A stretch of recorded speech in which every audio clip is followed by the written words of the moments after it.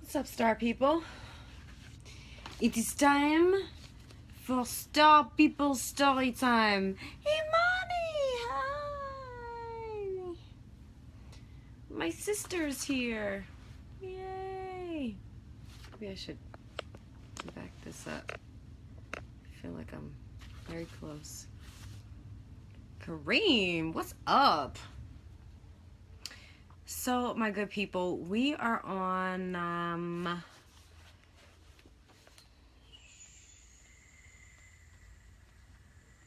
what chapter are we on? 26, 27. We are on chapter 28. I mean, what am I doing? It's Star People Story Time. We're on chapter 28.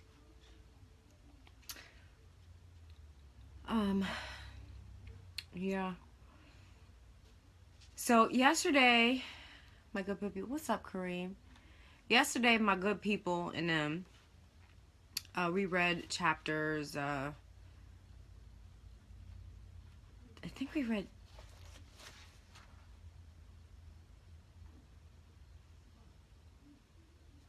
no, we read chapter 26, 27, and 28 yesterday.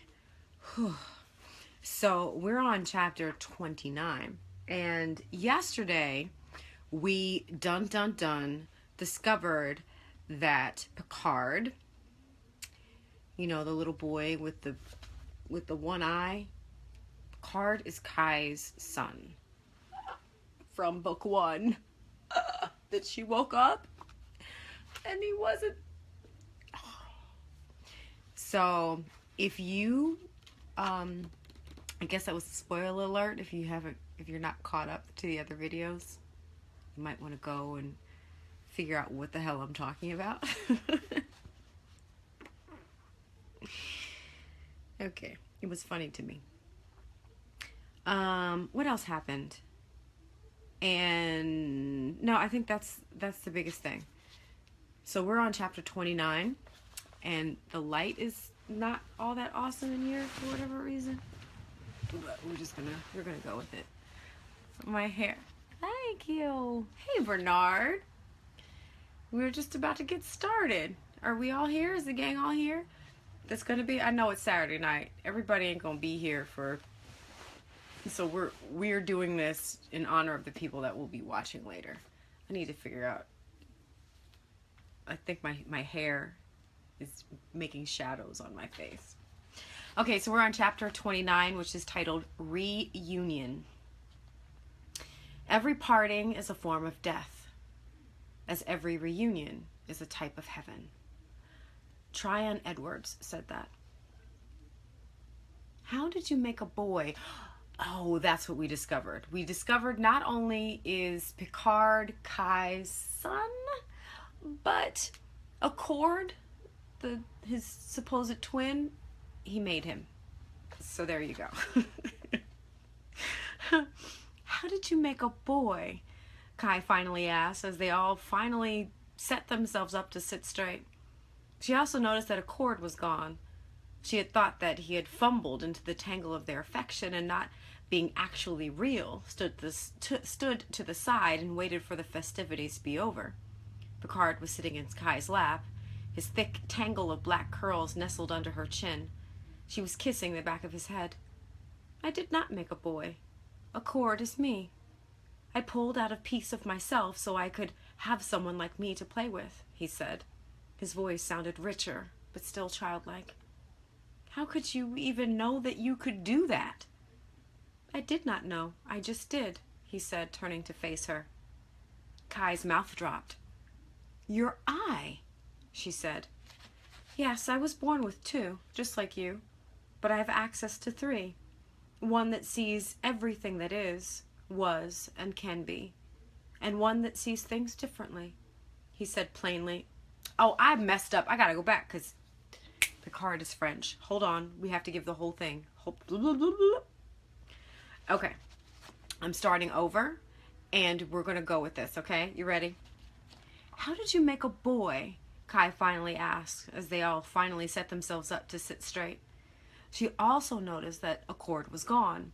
She had thought that he had fumbled into the tangle of their affection and, not being actually real, stood to the side and waited for the festivities to be over. Picard was sitting on Kai's lap, his thick tangle of black curls nestled under her chin. She was kissing the back of his head. I did not make a boy. A girl is me. I pulled out a piece of myself so I could have someone like me to play with, he said. His voice sounded richer, but still childlike.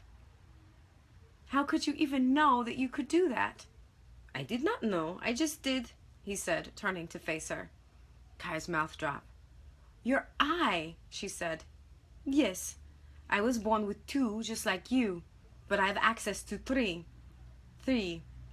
One that sees everything that is, was, and can be, and one that sees things differently, he said plainly, his French accent ever cuter to her. What about the third?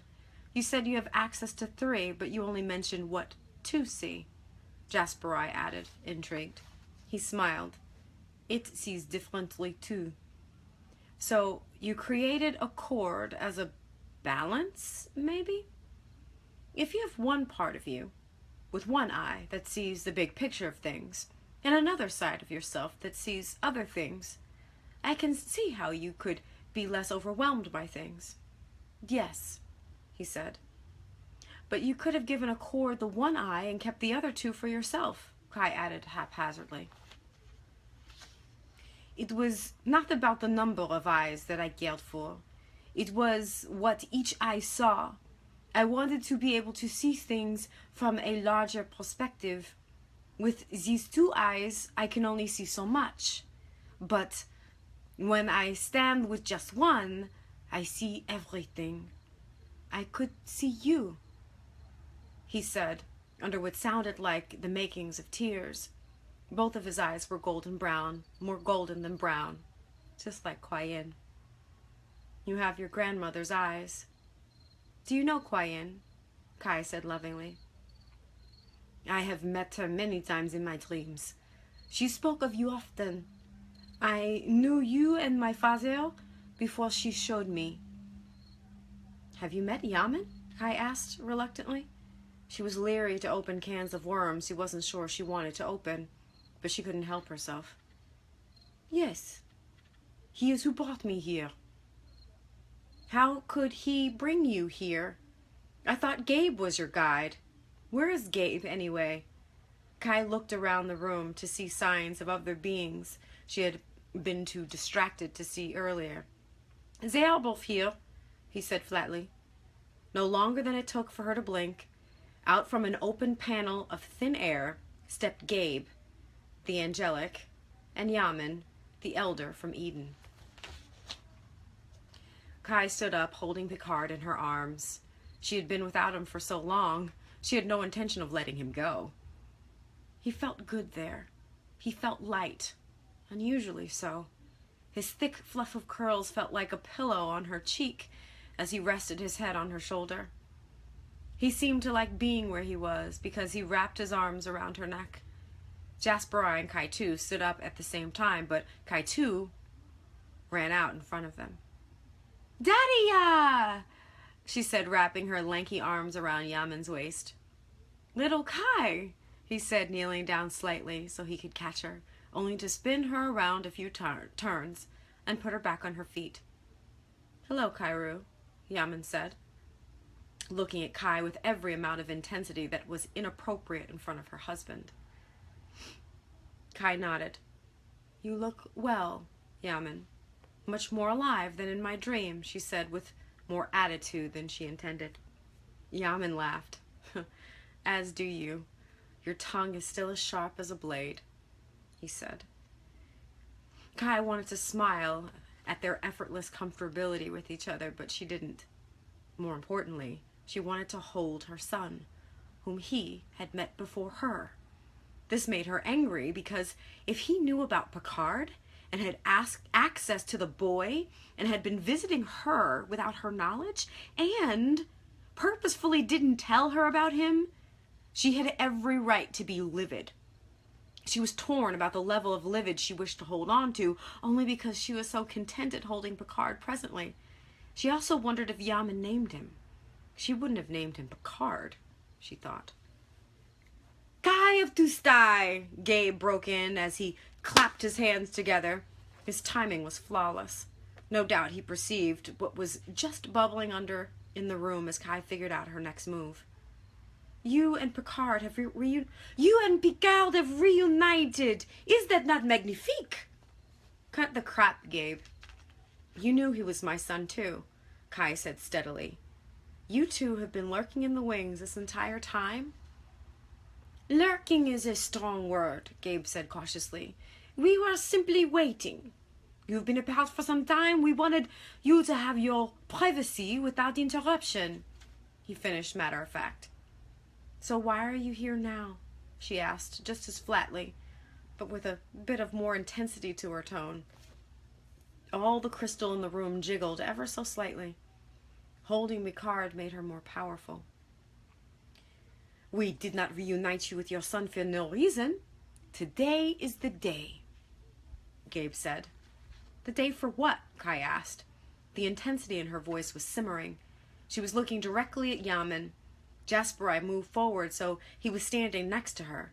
He too could tell that something in Kai was shifting, causing elements in the room to shift also. She had to get a handle on her emotional state. He put his hand on her elbow. She relaxed instantly.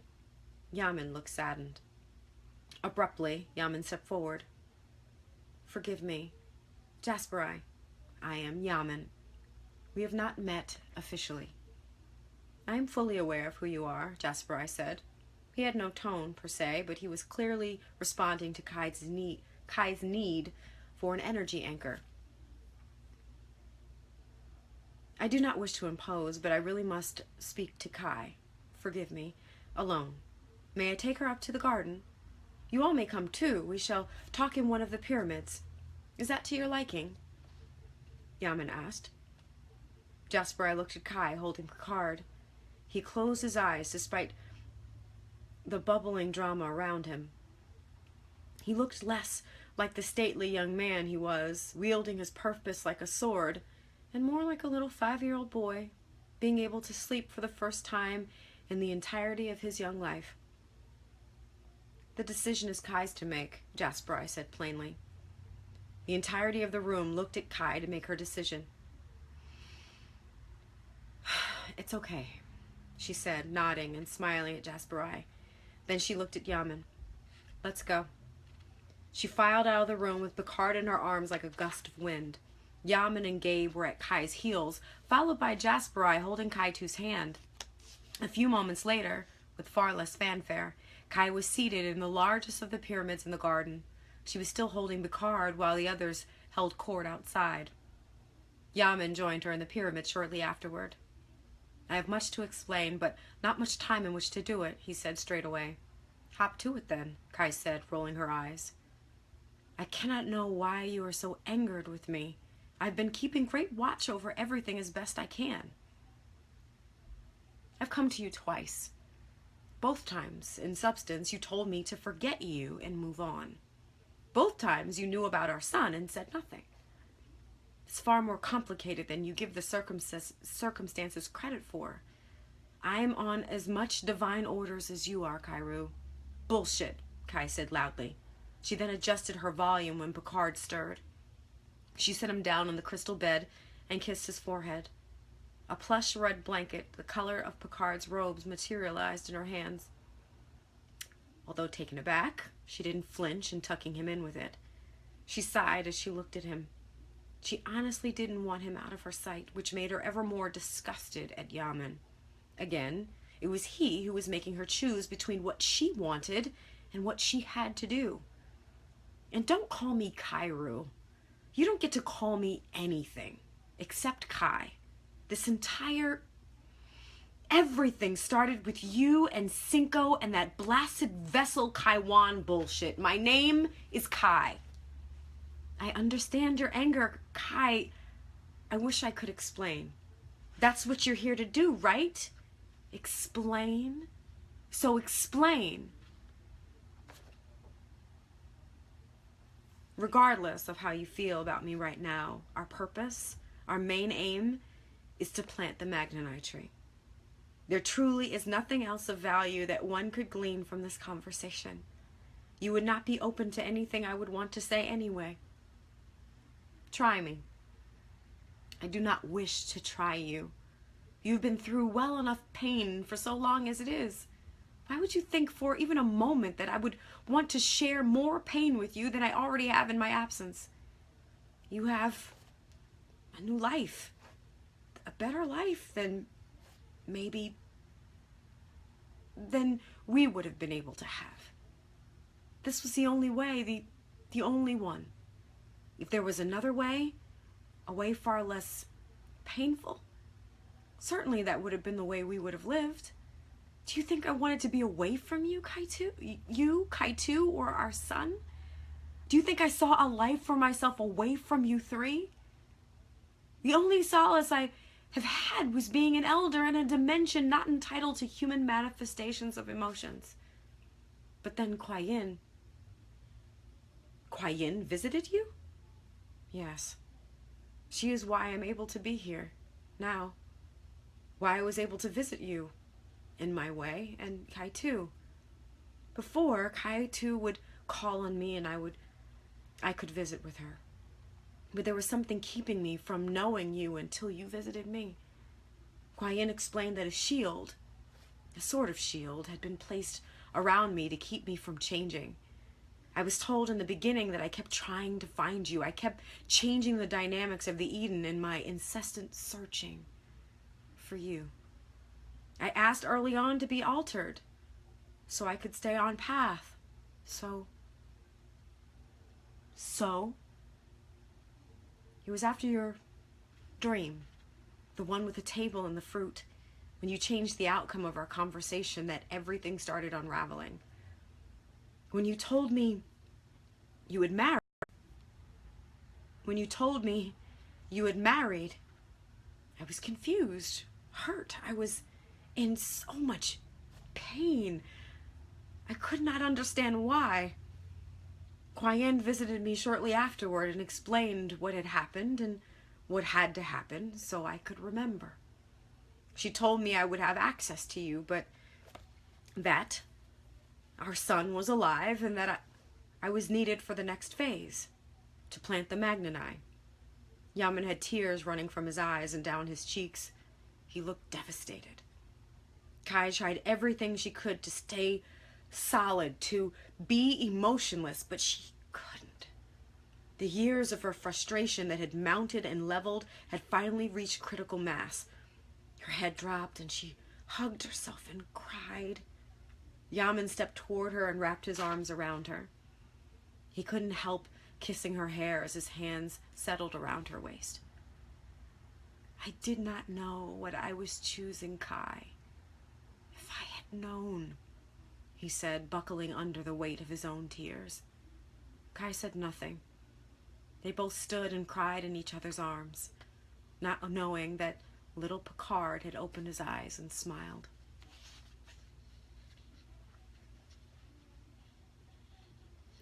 So that's chapter 29.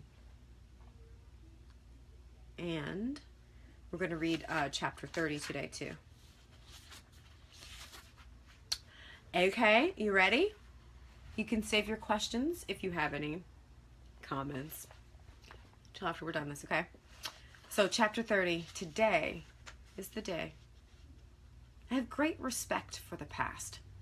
If you don't know where you've come from, you don't know where you're going. I have respect for the past, but I am a person of the moment. I'm here, and I do my best to be completely centered at the place I'm at.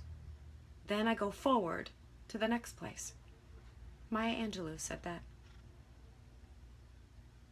Jasper, I must return his half of the mala to you, Yaman said quietly, stepping away from Kai. What? I'm quite certain you understood my words, he said. His voice sounded weak. I can't do that. It's his half of the mala. Davascus gave it to him. But it was not Davascus to give. I'm certain the arrangement was temporary. Both halves of the mala belong to you. It is part of your birthright. Besides, he does not wear it. We are going through a thing. I know. It is what compelled you to visit me the last time. How do you know that? Kai, you are stalling. You don't know me the way you think you do, Yaman. Not anymore. I know that you are stalling. You need to bring the two malas together. It's part of the process. We plant the Magnani tree today. Hold up. What do you mean by we? Who's we? We is all of us. Like who? You and Gabe too? All of us. I know you've been around a lot of different languages lately, but I'm certain also that you still understand plain English. He sounded well more like his former human Lani self and far less like an elder named Yaman. That's a book one reference. Don't get smart, Kai said, catching the change in his tone. Get the twin mala, bind it with the one you're wearing, and then collect the vessel and the tree, please. Don't tell me what to do, please. We have until the new moon. Today is the day, Kai. Please don't argue. I have insights that you don't have. Please, just trust me. Wait a minute. You don't get to not be around for 7 years and then come back all running stuff and directing me to do stuff. That's not how this is going to work. You don't get to have elder insights and tell me what I'm going to do about them. You have no rights here. She said this, but she knew somewhere in her spirit that whatever insights she had been looking for, Yaman had come with them. This irked her beyond measure. How this conversation was going was nothing like she planned. How she thought it should go. She wanted to be in control. Wasn't she supposed to be the new Earth Mother with all of her special powers and stuff? Wasn't Yaman just a figment of her imagination? An aberration that haunted her from a dream she had nearly a decade ago. In that dream, he was her most fierce supporter. He had been her confidant through some of the most disconcerting insights about herself. Wasn't it the embodiment of irony that even as he had stopped being a fixture in her existence for so long, even as she had moved on in misery for years, here Yaman comes, fiercely supporting her purpose again. Within the culmination of roughly a month, she had met her true family, collected her birthright, some talents, and got married and pregnant. On the day she finally meets the child she had mourned for all those years, not to mention Yaman himself, here he comes. She knew it wasn't a coincidence. His timing sucked. But it wasn't by accident. It couldn't be. Nothing happens by accident. Their natural partnership sucked. She knew that wasn't an accident either. What she didn't know was why. She was getting the sick feeling that she had been manipulated again. It was the same way she felt when she and Jasper first talked with Davascus about after their Hayu party. When she figured out that she too was a twin originally, plus all of the lengths that she and Kaitu went through to get their Earth mix right, it felt exactly like she had been forced into a fucked up science experiment. The results were exactly as they were designed to be, she supposed. Looking at Picard and then Yaman in the same room gave her a similar feeling. She mourned them both as though they had died, and yet they were alive, well, and worse, with her now. After all she did to make peace with their not being with her, mother, father, and son, together, with a daughter just outside of the pyramid, holding hands with her husband. She put both hands on her womb. The two lives growing inside of her shifted. She wanted to throw up. I know. And yet that doesn't change what is. Today is the day. A small crowd had gathered outside of the big pyramid. Laren, Darren, Carlos, Moreau, and about 20 or 30 other Sai had turned up alongside Jasperai, Kaitu, and Gabe. Since Jasperai had access to Kai's thoughts, he was tuned in. But since he had made his arrangement with Kai, the rest of their tribe was staring between the pyramid and him, trying to figure out what was going on. Jasperai said nothing in his head or out loud, but his facial expressions kept changing whenever Kai said something tangy to Yaman. It was like watching a boxing match, only with words. Kai was winning, but Yaman was holding his own. Jasperai couldn't help but nod his respect. "What's going on in there?" Lara asked finally. "Your niece is, how do you say, laying down the law, but her former partner is unpassed by her tongue. I'm trying to pay close attention so I can learn his technique," Jasperai said with a smile. Lara was too tense to laugh out loud. "I have a mountain of ideas about what she is saying." "What is he saying?" "He wants to put our malas together. He says it's part of the process." "That's too dangerous. The malas were split for a reason." That is essentially what Kai said, but he responded that he has elder insights into the matter, which she did not take kindly to. "Oh, Kai, this is going to take a while then," Lara said. "He says we must all plant the tree together." "Why all of us? I thought it would just be a few of us." He did not say, but he was clear with the words, all, and that the tree would be planted today. "I suppose that makes sense. The Magnani sets its own rules for the planting. Balancing the entwine is about connection, the joining of joy. This planet is so desperately unbalanced because of the disconnection. Maybe the tree wants a connected tribe in place for its planting. All pieces of the puzzle in place, so to speak, which only leaves maybe one loophole, unless it doesn't matter, but I'm positive it matters." "I'm not clear as to your reference." Lara looked at Kaitu, who was holding Jasperai's hand. "My biological father," Kaitu said. "Yes," Lara said. "I think the tree wants the original mother of the new earth to have all of her fruit and their seeds together as a sort of the first family. That may be why Picard showed up when he did." "Am I onto something, Cinco?" Lara said, looking intently at Gabe. Gabe took an abrupt step forward. His facial features began shifting. In not more than a second, he looked completely different. "Yes," he said. "I'm on it." He disappeared into a breeze without any fanfare or any trace of his French accent. "I knew it!" Kai blurted out. She was only somewhat entrenched in her conversation with Yaman. He, to her, was being difficult, and she didn't much like being tested. She was also way too nosy to let whatever was going on inside the pyramid keep her from knowing what was going on outside the pyramid. Jasperai was keeping her up to date with things in her head. It was disconcerting to be present in one conversation while spying on another, but she managed. Yaman sighed. "You knew what? That Gabe was Cinco? I mean, Cinco is Gabe. Was. Is. You know what I'm saying," she said triumphantly. "Yes," Yaman said, looking irritated. "I am positive there are more pressing matters than Cinco's identity." "Like what?" "Like merging the malas and getting along with the planting process."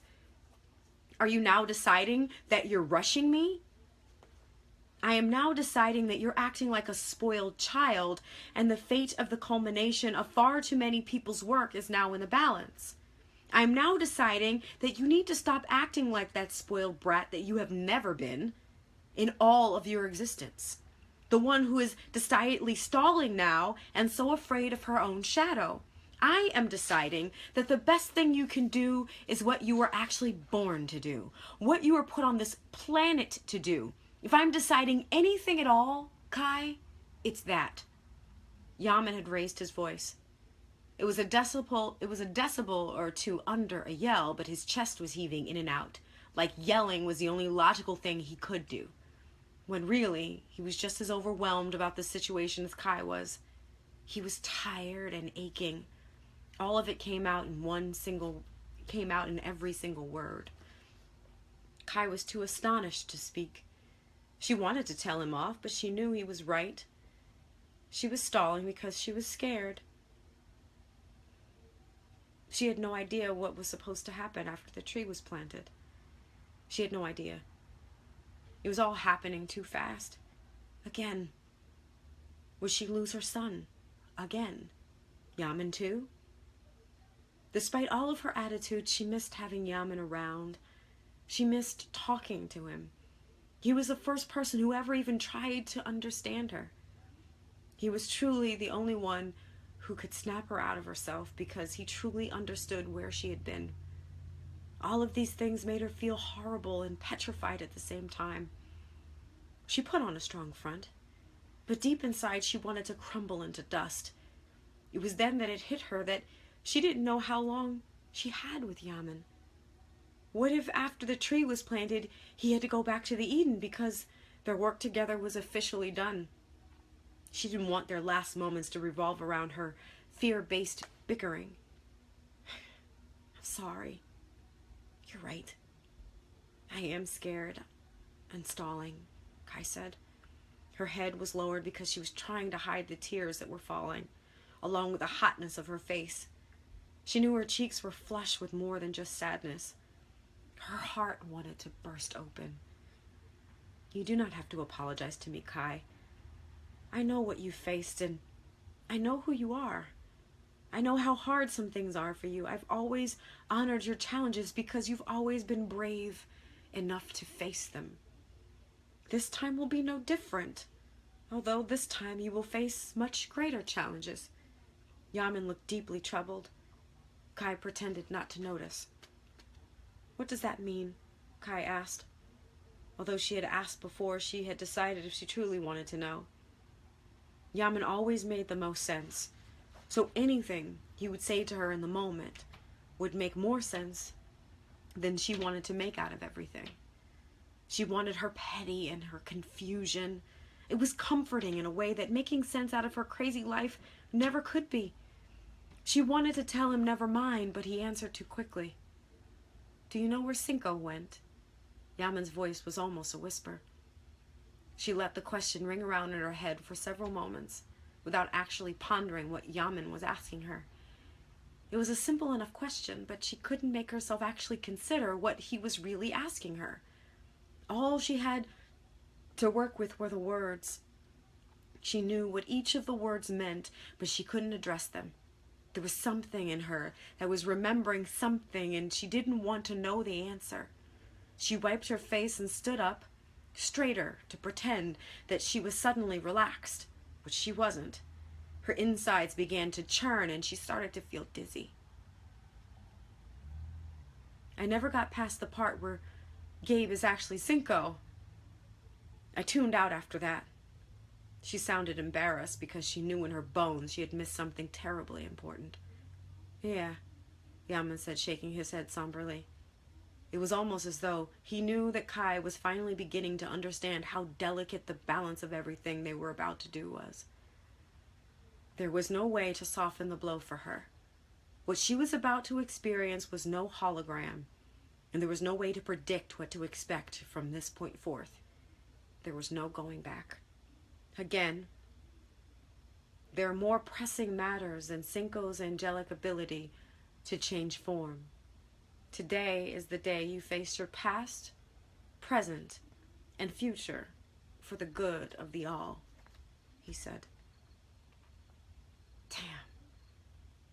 She knew what Yaman's words meant, but she couldn't, more like refused to place them properly. There was one word that stuck in her head like a brick, but she refused to say it. The more she refused to say the word, the more it stuck in her consciousness like a brick, compounded by thorns. She had forgiven him, hadn't she? Hadn't she? Finally, in desperation really, she made herself utter the words. Henny is coming, isn't he? Bow! And for those of you who have not read book 1, Henny. Henny is Kaitu's dad. Henny is, wow. Wow. So that was what chapter was that? That was chapter 30. So we did 29 and 30. So any thoughts? Any questions? What you think? What you think?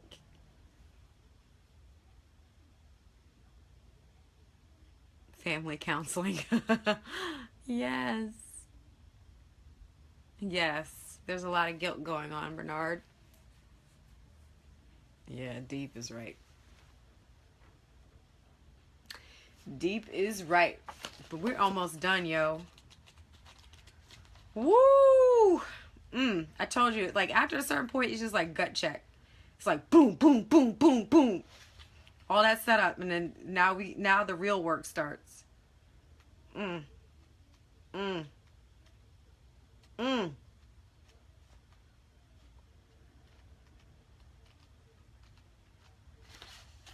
to see what.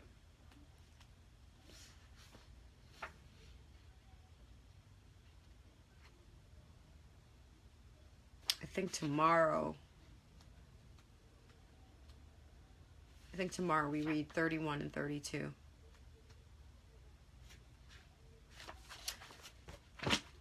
So what do you think? Yes, Bernard, you need those 2 books. What was interesting is I had a conversation with somebody that was talking about, we were talking about book 3, and I was telling this person that what we were doing here, and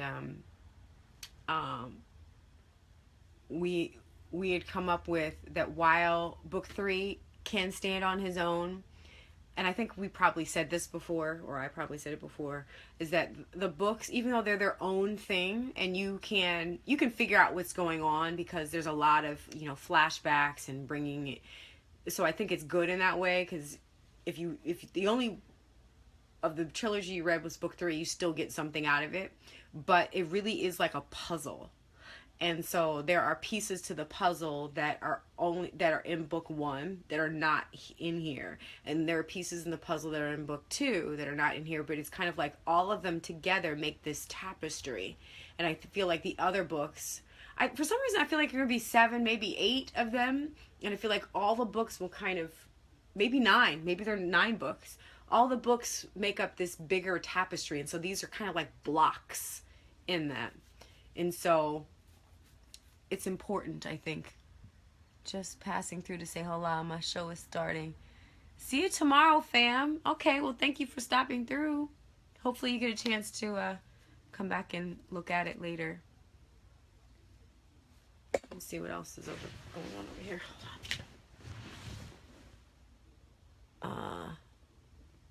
Hold on. I want to see what everybody's saying. That third eye sees everything, past, present, and future. Yep. Did she keep Kai's son from her for some reason? He. Did he? Meaning Yaman? Did Yaman? Is that what you're asking? Did Yaman keep Kai's son for her for some reason?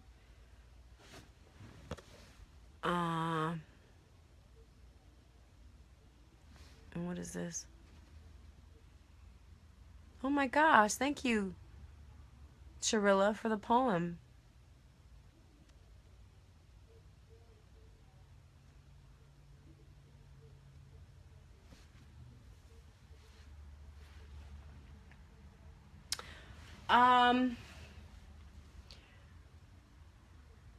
I don't know. To answer your question, I don't know. I don't understand at this point, and it might actually be something that gets explored in the next book. Because what I found is, like, the each story answers a very specific question, and it's, even though, it's rich in that there are relationships that get dealt with and all that stuff, but what I've noticed about each story, it's dealing with one very specific thing, and everything else is kind of like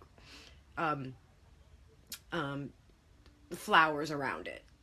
And so even though it answers very specific questions, it leaves more questions that get answered at another point. So, which is good, because that means it's never done. So there's always something that you can discover. There's always something you can explore. Hi, baby. Let me see. No, oh, look at that. Can you show your onions? Yeah. Aubrey drew a picture Of Harley Quinn. of Harley Quinn, and this is it. They can't really. It's backwards on here. She's an artist. She gave the woman boobs and everything. She got boobs. I'm looking at boobs. Aubrey's fascinated with boobs. No, I'm not. No, I'm not. Look, he said, an Aubrey sighting. Yay. Are you going to wave or say something? You interrupted me. I was in the middle of saying something. Put your face in there. Auntie Monty's in there. Say hi, Auntie Monty. Hi, Auntie Monty. Say hi, Mr. Bernard. Hi, Mr. Bernard. Okay, you're done. Bye. Say hi, Mr. Steve. Hi, Mr. Steve. I have a weirdo kid, and she gets it honest, so I can't even. All right, well, bye. I don't remember what I was saying. So I guess what I was saying was that there are some questions that get answered later.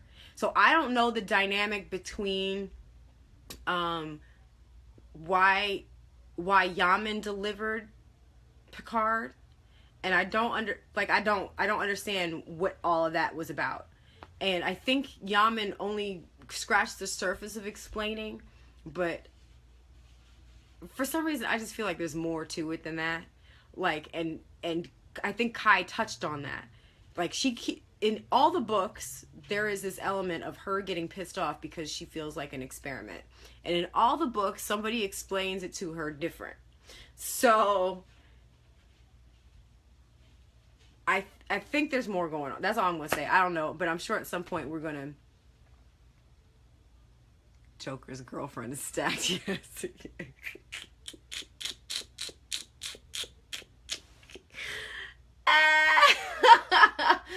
yes. Yes. She's at that age. She's so funny. But this is good. What else did you ask? You asked a question yesterday that I didn't get to answer. How much do you think that...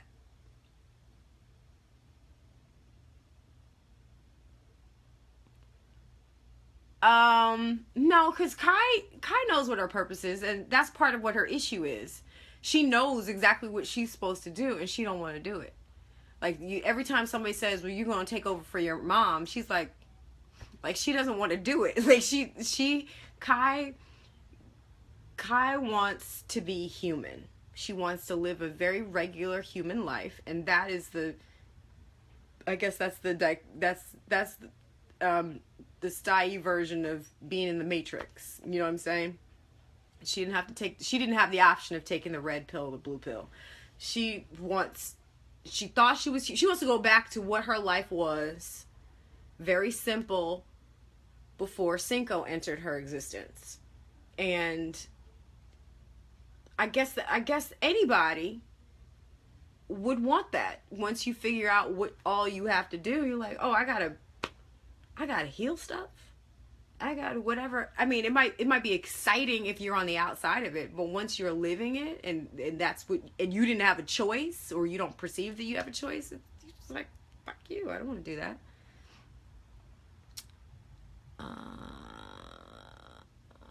So to answer your question, Kai knows what her purpose is. Everybody has told her at least 92,000 times. She's got to plant the Magnite tree. She's got to bounce Antoine. She's supposed to return her father to their people. She has those three things. Oh, and then she is supposed to be the mother of the new earth. And that is not very clearly defined about what the job description of that is. But I guess we'll figure that out as the story unfolds. I guess that's a process of becoming. But I will say that any old book 3s has a hint. As in the epilogue, there's a hint of what that might look like. But the relaunch, the new book that's coming out essentially on Sunday, I believe. Sunday. Either Sunday or Monday. It's going to happen between Sunday, the 21st and the 23rd, because that's when Nat Turner's Rebellion was. So it depends on how long. But what I'm saying is, the new book 3 relaunch, there's a whole new epilogue, and then this epilogue is going to end up being in book 4. So just so that you know that this book right here is going to be extinct. It's different. It's going to be different. So it might end up being a collector's item. Oh my God! You have the first printing of book 1. Book 3. You asked me a question yesterday, Bernard. Okay, so you asked me how much like her mother Kai is, and I'm going to say she's not. And then I think you asked me how much of her father she is, and I'm going to say she's not. And the good news about that is, and I had some time to think about it, is that Kai really is her own thing. She's her own thing. She has attributes of her mom, physical attributes of her mom. I'm not going to give away, her dad, because I'm sure at some point that's going to come up later, but she's not like either of them. She's her own thing. And I think that's important, because even as us, we try to see ourselves in our ancestors, and we have to realize that their coming together makes our culmination something completely different. We're our own thing. We can choose to be like our parents, or we can choose to be like ourselves. Right? I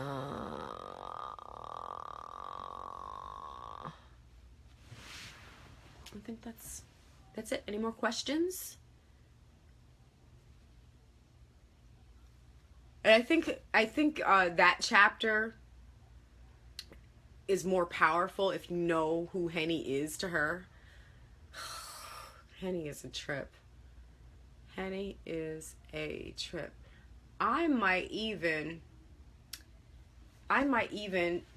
ooh, give me a second. I might even pull out book 1 real quick and give you a description of Henny, so you have something to reference, because this book doesn't tell you, but what the coming chapters that he's in, you have to feel why he's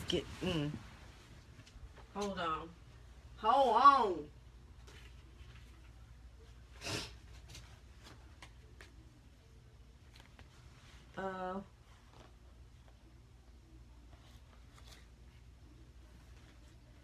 Wait a minute. Hold on. Okay.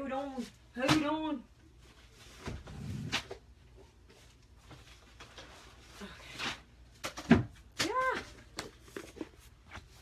Here I come. I'm back.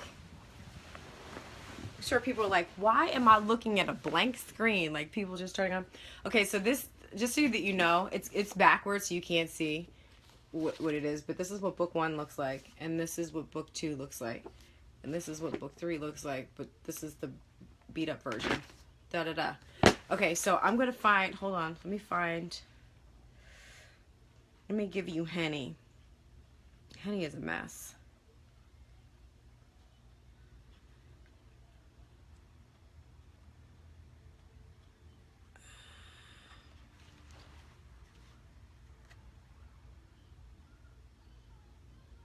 What in the hell are you?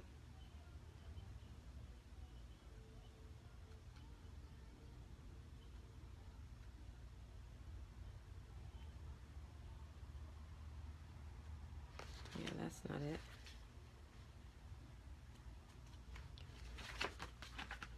Just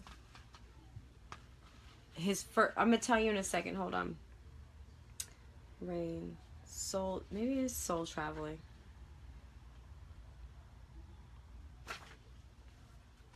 Replayed memories 167.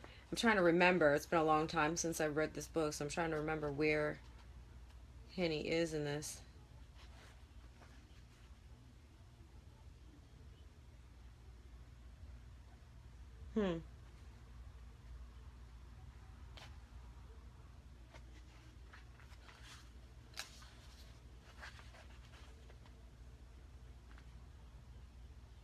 Okay, I'm not going to read the whole chapter because at some point we're going to read this book again, okay? Without question, Henry Braxton Ball Jr. did not get the name Henny in a void. He liked his liquor and he liked his women. Kai knew he had a bunch of both everywhere he went. She resolved that it didn't bother her because she was too busy handling her career to spend so much time caring about what he did when he was away. As long as he kept that crap to himself, wore protection, and made sure she knew she was number one, she was fine with his indiscretions. But she did not like the way he talked to her when he drank. But, she reasoned, it went with the territory. Look, Henny, I'm sorry. I know you're excited about your win, and I'm not trying to pour downers all over everything right now. If you recall, you've asked me repeatedly not to tell you important things over the phone. Remember? You said it messes with your game. The only reason I brought it up was so you would know to put aside some time for me when you get home. Just a few minutes, okay? Click. She shook her head as she looked at her phone. She started to call him back, but thought better of it. She went about instead figuring out what she was going to do with her career and a baby. This whole chapter. Ooh.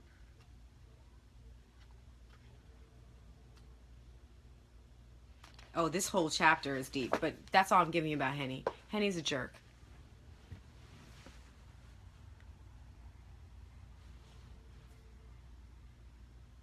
Last name C. Yeah, right. But that's where Henny comes from. His name is Henry Braxton Ball Jr. But they call his nickname is Henny because he likes Hennessy. Henny. Like, can you imagine him being Henry and people call you Henny? I got it. I knew what you're talking about. I'm sure that was a play on words too. Okay, so my whole point in reading that little bit, and I shouldn't have read that little bit because now I'm sitting here going, well, I want to read the whole chapter. But we'll get to it. That's the next book we're reading. But Henny is an asshole. He's an asshole. And, yeah. So, that's it.